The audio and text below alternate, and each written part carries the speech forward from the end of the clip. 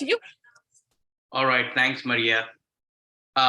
So we will be talking today about creating a customer-centric culture with platform engineering.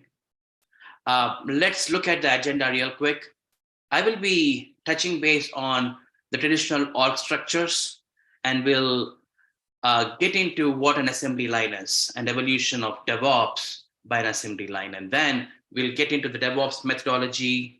We'll quickly get into platform engineering, which is the crux of our topic, and we'll deep dive into the different concepts of platform engineering. And then we'll look at what exactly is a customer-centric organization inside out. So in the early 2000s, Anna Stores, a fixtures retail company, had around 500 stores all across US, which was doing pretty good with their in-store sales. But when it comes to their online sales, it was pretty dismal. They were not doing such a great job with their online sales. So their business team meets for their annual revenue meeting and decides that for the upcoming Thanksgiving, which is like 9 months away, they would be investing towards their online sales channel and look at improving the customer experience, improving or increasing the customer base with their e-commerce channel. So they put together some business requirements on how the online retail channel should be looking like, how the website would be looking like, all that nuances. And as the dev manager gets to know about this, he discusses with his team with regards to, okay, what exactly needs to be done. He discusses the business requirements which has come to him, and he assigns Amy his star developer for the project. Amy looks into the business requirements and she estimates that she will be able to deploy the initial code into the QA environment within a month's time frame. So Amy starts to work towards the functionality, developing the functionality. And you have a project manager getting assigned to the project, who usually keeps hustling between different teams. Now, Amy, as she starts to deploy the code into the dev environment, she starts to see some issues, and she contacts Joe from the app support to look into the issue. Joe from app support looks into the issue and he states, well, there isn't enough memory on the existing servers, so she might need new environments for her to deploy this application onto. And based on his priority, he says he will be working towards creating those environments. So Joe from app support works towards creating those environments. So before he creates these environments, he definitely needs servers. So he reaches out to Rahul from Unix team to create those servers. But Rahul, unfortunately, doesn't have enough storage to allocate. So he needs to reach out to the storage team to get that enough storage. Now, with all the back and forth and the red tape, by the time QA team gets the environment ready and for them to test things out, it is already month 5. With only 2 months being left for the QA team to test, they try to squeeze as much as possible, test as many test cases as possible before they approve the code to go into production. So they start burning the night oil and approve the code to go into production. Meanwhile, the business team is all excited right now that things have been going smooth. They were able to see all the enhancements and the new functionalities that they wanted to see with their online business channel, and they were looking for Thanksgiving to see how things are. But unfortunately, within 1 hour of the peak time during Thanksgiving, the website goes down. The team scramble now to see how they can fix it. They go back and forth. They look into the performance issues. They see that there are a lot of performance issues. They look to see if they have a DR, a failover plan, but they haven't tested for any failover planning. So things go downhill real quick. The only option that they have right now is to revert back the code. to at least have the website up and running. Now, during the retro, you see the usual finger pointing between different teams. So when you look at the traditional org structures, you have different teams within an IT landscape. You have an app support, you have a security, you have a database, you have networking, you have a QA, you have a storage, you have IAM teams, Unix teams, Windows teams, and this is just within your IT. And now when you get into the dev space, dev has its own functional silos. We have a merchandising team, let us say from a retail perspective, a kiosk team, kiosk functionality, you have a logistic management, you have e-commerce, you have inventory management. And all these teams, they work pretty much in their own, they used to work pretty much in their own siloed structure. Then you have your internal customers, your HR, your legal, your finance, your business product owners. These are your internal customers. So just looking at this particular screen, you can clearly see that there is a misalignment. Misalignment with regards to the priorities, the goals, and the vision that each team has. The right hand doesn't know what the left hand is doing, neither the left hand knows what the right hand is doing. And perhaps each team has some counterproductive goals where they are competing, but rather coming together and working towards the business goals. And quickly the teams became territorial, and the influential usually used to get major chunk of the pie, creating an unhealthy atmosphere. Teams were more function-centric rather than being customer-centric. They were more focused towards, okay, what as an app support I need to provide, or what are the database team I need to provide, or what are the security I need to provide, rather than looking at what from a security aspect can I help the business, right? And all this with bureaucracy taking forefront and every step of the way. Now, with this kind of a structure, when products are getting launched, all you see is different kinds of customers, customers who are confused, customers who are angry, customers who are sad, who don't know how to react with the products that they're trying to get, right? So unfortunately, the fragmented structure was pretty hard to fix. And we slightly digress into automobile industry and look back during the initial days of automobile industry, perhaps they were facing similar kind of issues where you had 100 different areas which had to come together to have a car delivered out of the door.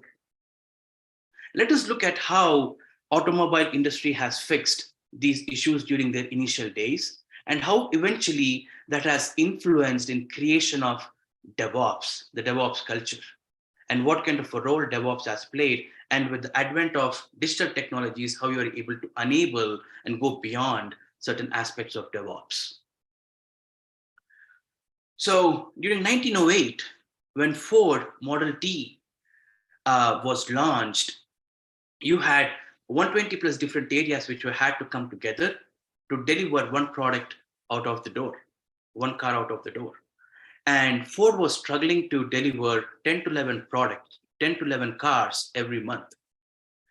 With Model T being a huge hit, the demand was skyrocketing, but Ford was not able to meet those requirements. So Henry Ford assigns his right-hand man, William Clan, to the particular project. And he asks him to look into, okay, how do we fix this production issue? William Clan, when he accidentally runs into a slaughterhouse in Chicago, he was surprised to see how things were pretty organized on an assembly line, where there was separation of duties. Everybody knew what they were doing, at the same time collaborating with each other. So he tries to bring those similar concepts to Highland Park production line. And this created an assembly line where by 1910, Ford was able to deliver cars, or reduce the delivery of cars from 12 hours to 90 minutes.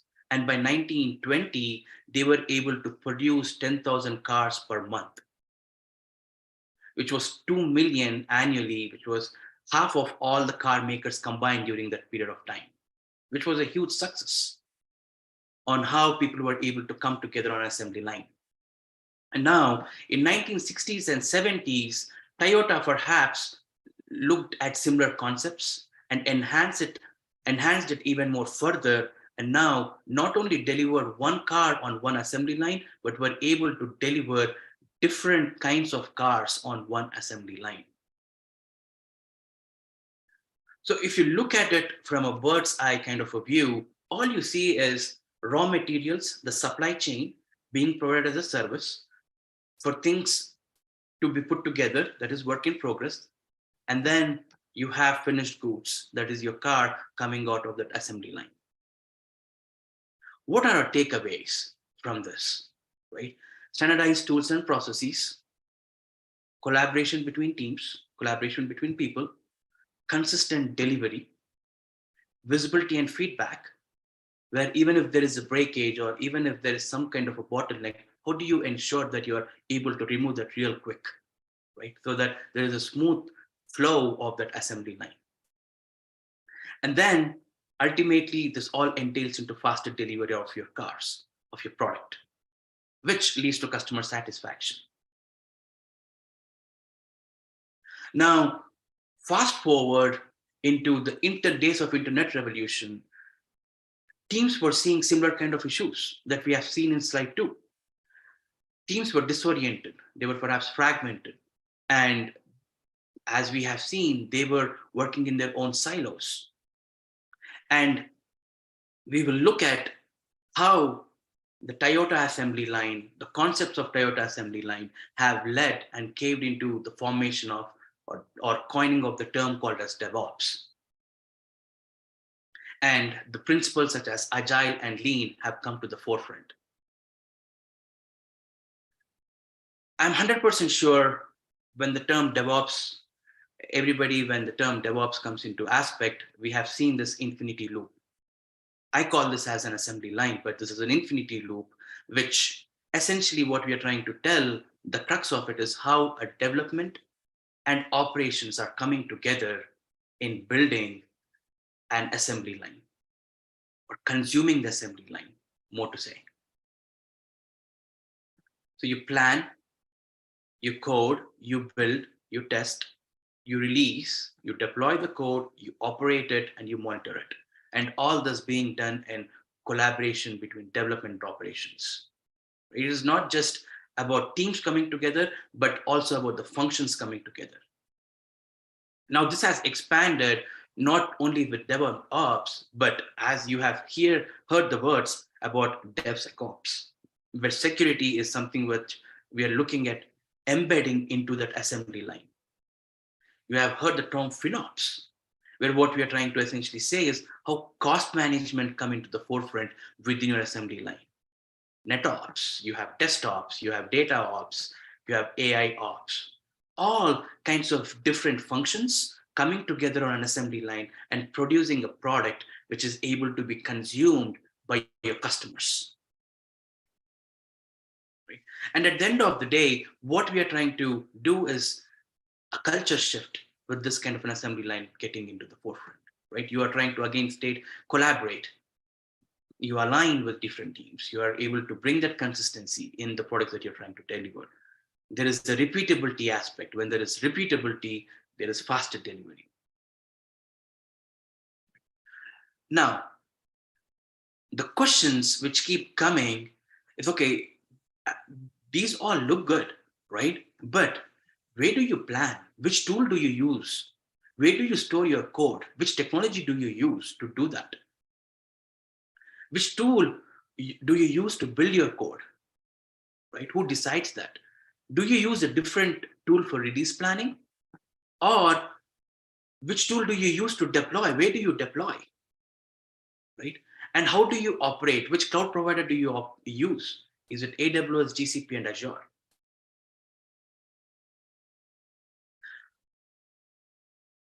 Does the concept of you build it, you run it make sense? If it makes sense, let us say if each DevOps team is looking at us as a line of business, and if you have 20 different lines of businesses within your organization, does it mean each of these line of business teams, each of these DevOps team would be using their own particular technology, own particular tool to build the code, own particular tool to have a tool to deploy on?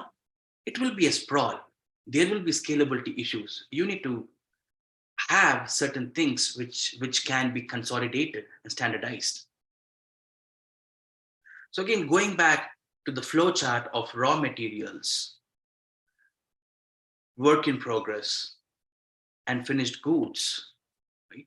You don't want to spend more time on building the supply chain, in assembling the supply chain.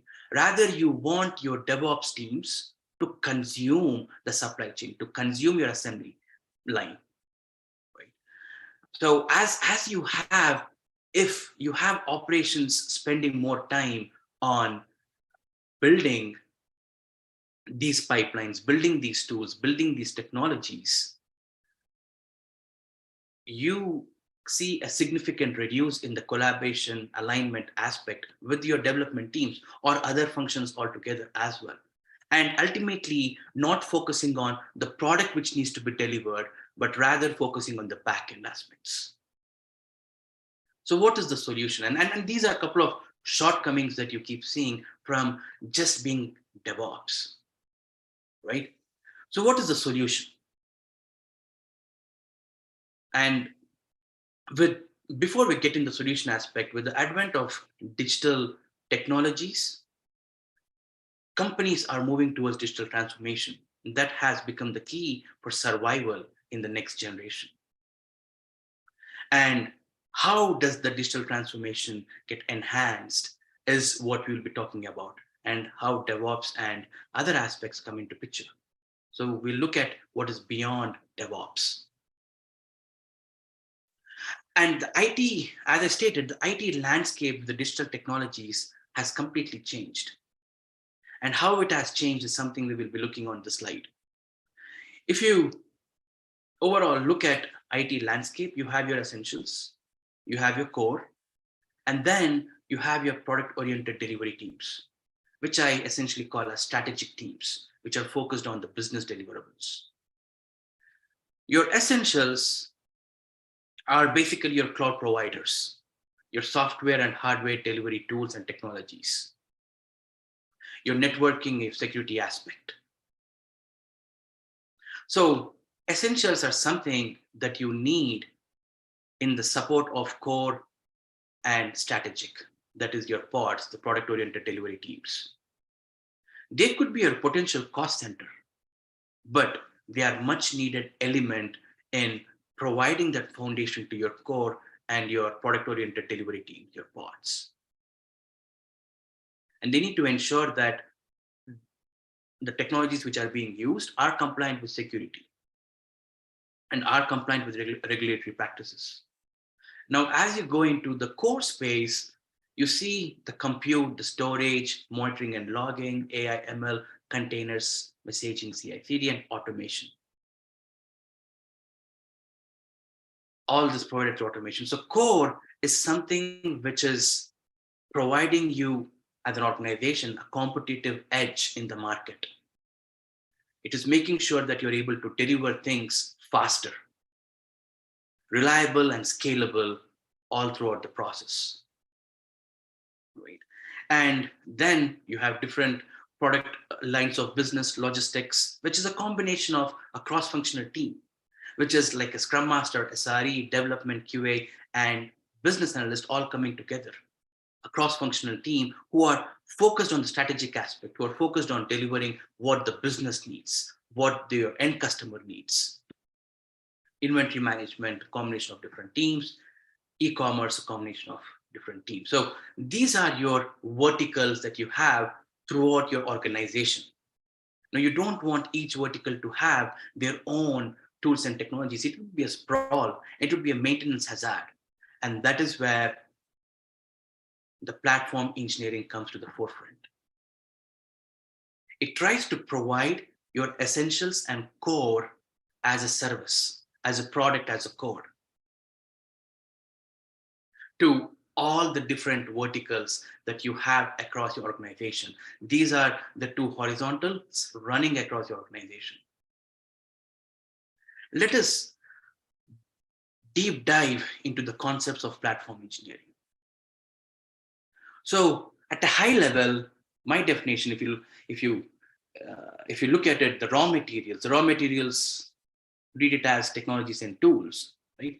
The raw materials are selected, designed, processed, and tuned to produce the finished goods and products based on the customer needs. For the customers to be consumed as a service, the supply chain as a service.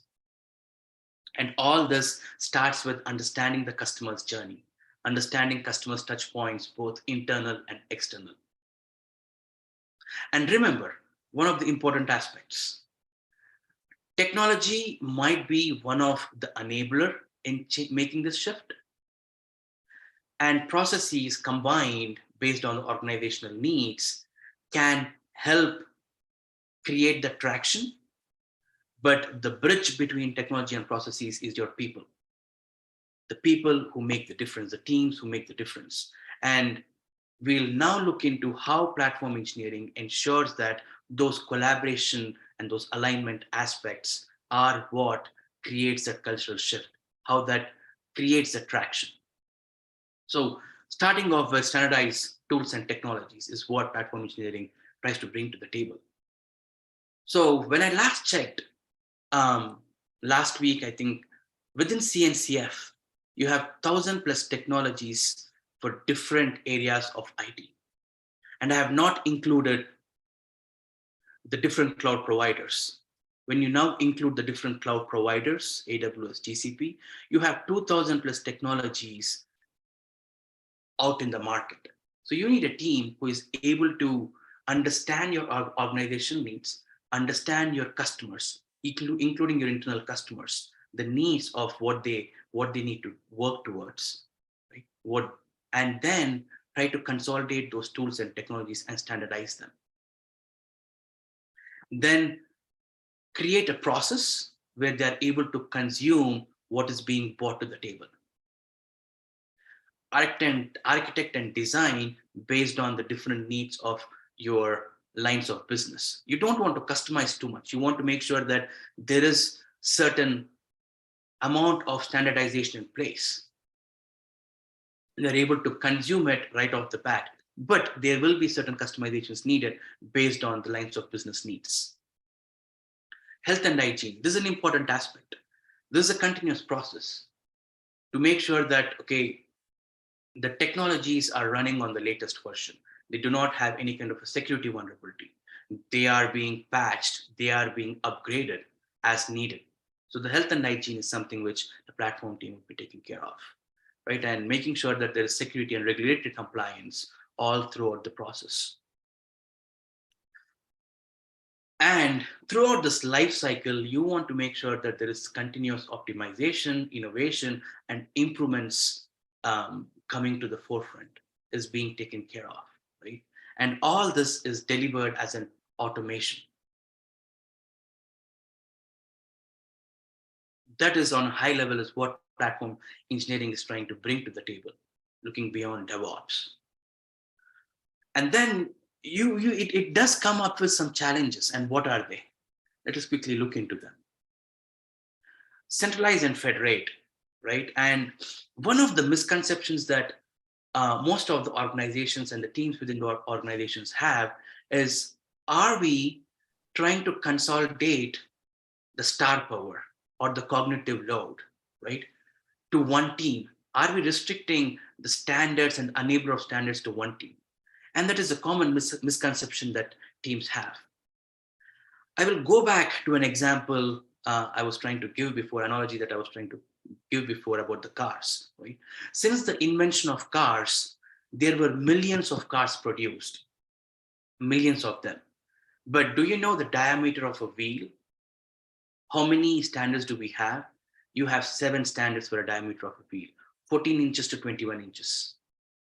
So millions of cars has 7 different standards. So you produce maybe a semi truck or an SUV or a sedan or electric vehicle or a hybrid. These are all the products of lines of business, but there are certain standards that you want to adhere to, right? So that is what platform team is trying to essentially bring. And then the important aspect is executive sponsorship.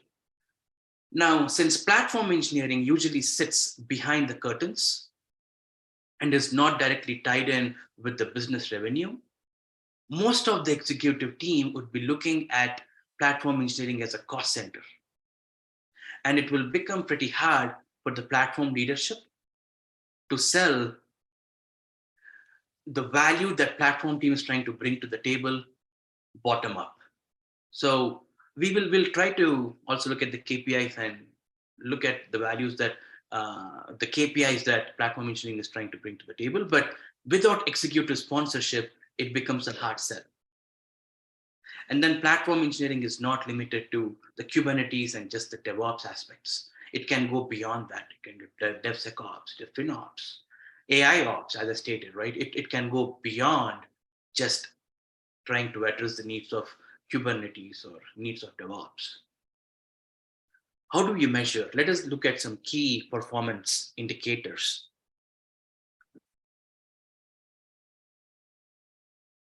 Time to market. Time to market, again, this could be related with the DORA metrics, but let us look at it from a platform engineering's lens. Time to market is when there is a new technology required by your customers, or you have seen that this new technology will be helpful for your organization. How quickly are you able to produce and make sure that your customers are able to consume? Mean time to recover.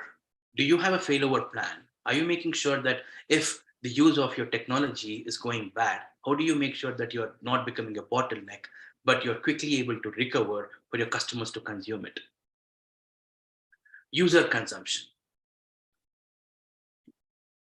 The tools and technologies that you're trying to bring to the table, the automation that you're trying to bring to the table. Are you trying to create something fancy, or are you making sure that you're creating something which is consumable? You're creating something which is needed for your organization. Right? So that is important aspect that you need to look into. And then cost efficiency.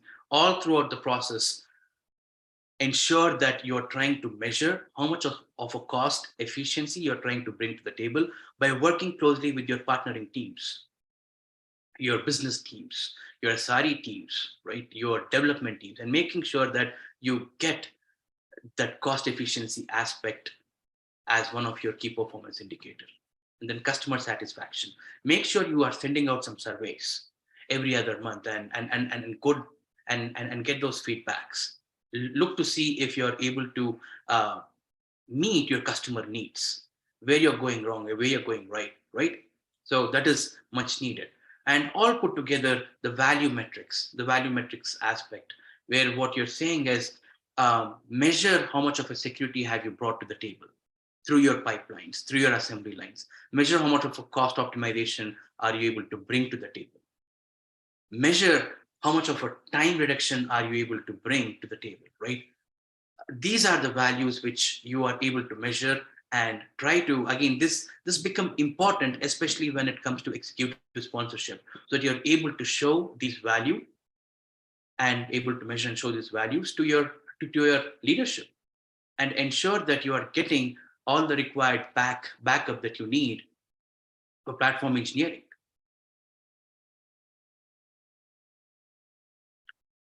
All right. So that being said, let us look at how all things now come together. What exactly do we have as a platform engineering assembly line? Here, I will try to go through certain technologies and tools that you have in the market. I'm not rooting for any of these technologies and tools, but I'm just trying to say how an assembly line could look like, which could be consumed by your DevOps teams. Let us start with ServiceNow and Jira, which is essentially your service catalog, where people are able to select what exactly do they need from an infrastructure perspective, from a platform perspective. right? And then you store your code into a version control tooling like GitLab, GitHub, or Azure DevOps per se, right? And then you move into the place of where do you write your code? Which tool do you use? Which technology do you use? That is combining different modules, networking, security, infrastructure coming together. Then you look at, okay, what cloud provider do I use to provision my components, to provision my infrastructure and platform components. And all through this, as we have seen the DevSecOps concept, you can clearly see you can embed tools like Snike, Palo Alto, or Laceworks, or checkmarks, and into your assembly line and create security all along the way. Apart from the inbuilt tools that this cloud native applications provide, you can use these other technologies as well to get the visibility that you need, to show the visibility for your executive leadership. Then you can tie in different cloud management to create that FinOps kind of a structure, cost management, right? To create that FinOps kind of a structure, which essentially is your infrastructure as a code, service, and product. And why I say code, service, and the product is based on the maturity of an organization. You may want the code to be accessible to your end consumer so that they're able to tweak it. They're able to change it as per their needs. Or you want to deliver that as a product or as a service, right? Which is non-tangible. So based on your organization's maturity, you can look at how you want to provide these services. And then you move into the space of app deployment and templatize it as much as possible. All these can be templatized where people are able to use those templates and customize it maybe to the needs of their particular line of business, but still following certain standards, certain base level standards that are needed. And again, in this, even during your CI/CD, your app deployment phase, you still have your security embedded into it. And everything combined together, what we're essentially trying to say with platform engineering is you're trying to bring some standardization to the table, which reduces variability, which entails into having a repeatability aspect, and then bringing in consistency, stability, and scalability all across the board, which eventually provides what you need, what the business needs, what the end customer needs: faster delivery to business, increased efficiency, reduced cost and labor. Now, this I call as data-driven self-served pipeline, a platform assembly line, right? Now, using this particular assembly line, let us look at how Amy is able to now create her environments. Right now, she's able to get her dev environment within a day with the pipeline that we have seen, with the assembly line that we have seen. She's now able to deploy into QA within a month, which is giving enough time for the business to focus on different business functionalities, for the development team and the QA team to test them out, and security, making sure the security is getting embedded throughout this process. You are doing enough performance and integrated testing with disaster recovery as well being tested. So you're trying to provision a solid product into your production environment, which ultimately makes sure that when you try to deploy something onto the Anna retail store, create a new enhancement onto the website, you see a happy customer, both inside out.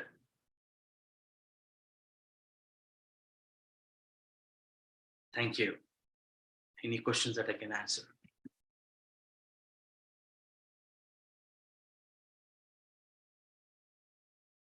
Maria?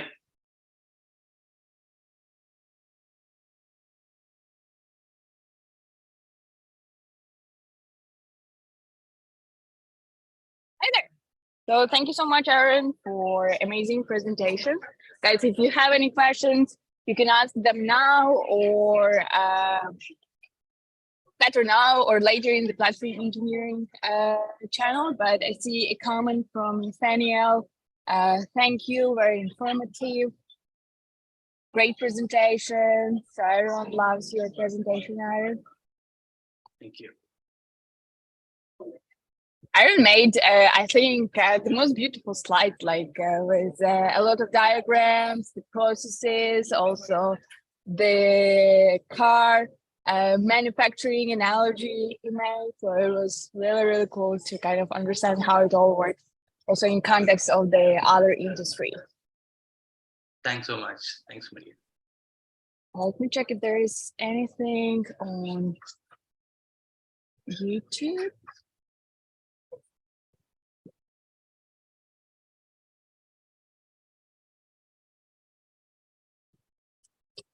I see someone, where would the recording be made available?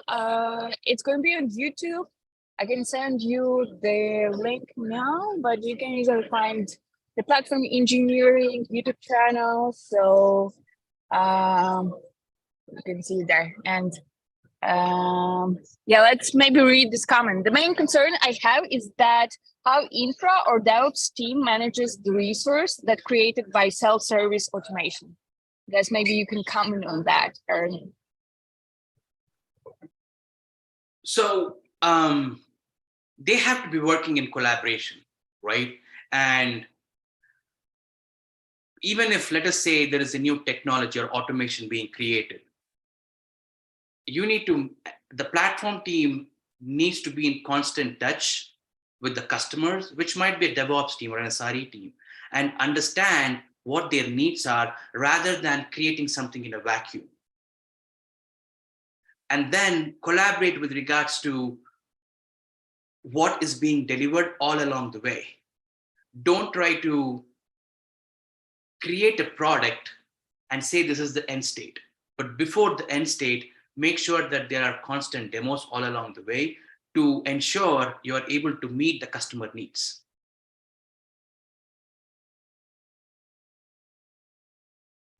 Yeah, great summary. And then how would you present the journey cost to executives at the start of the effort?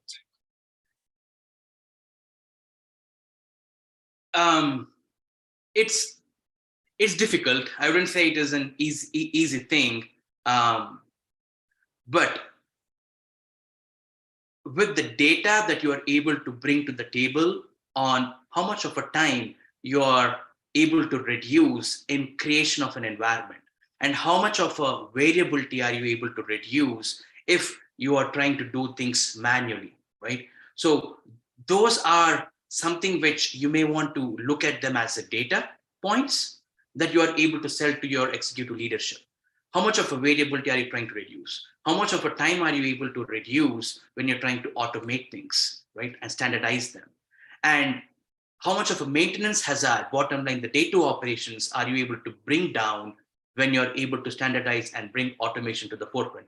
So these are a couple of data points which you may want to collect and have those shown or marketed to your leadership.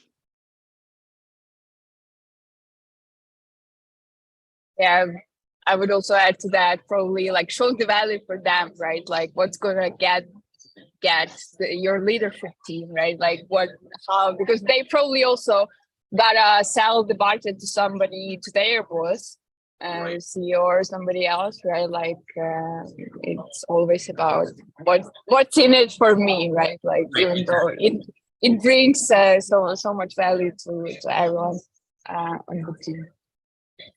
Well, I guess everyone just loved your structure, Aaron, and the very detailed approach. So I don't think we have any other questions. We'll send you over the slides and webinar replay tomorrow. So if you want to share it with your team, look out for those. But for now, I guess it is a wrap. So thank you so much, Aaron, for an amazing presentation. And I'll see you guys next week for our next session. You can check the schedule on the platform engineering website. And thank you for joining us today. Bye, everyone. Thank you. Thanks all.